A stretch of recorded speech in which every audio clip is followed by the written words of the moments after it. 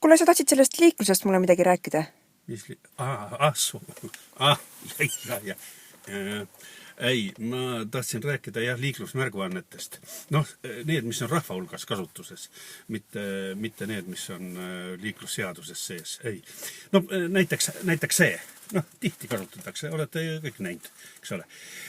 Miks ma räägin seda? Ma räägin seda sellepärast, et ma tahaks, et seda tehakse korrektselt. Kui teed midagi, no tee korrektselt, eks ole. Ja sellepärast ma ütlen, nii et mitte siia päris täisnurka, kerge niisugune terav nurk jätta siia. Ja kui sellega niiviisi vehid, siis ongi kõik on, mis on naerad, korras.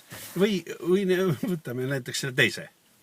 Niiviisi, paned siia ja siis hea, kui keerutad ka veel niiviisi. Aga siin on väga lihtne, näed, siia jääb 45-kraadine nurk. Ja võt sellest pead kinni ja kõik on okei. Aga noh, kõige populaarsem on muidugi see, vaata, paned käe niiviisi, eks ole, kõigepealt.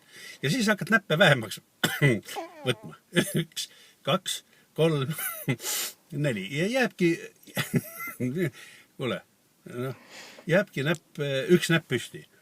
Ja siis seda siis saad suunata, aga jälle. Võt, siin on jälle see nurga küsimus, eks ole, et see õige oleks. Ta ei ole täisnurk.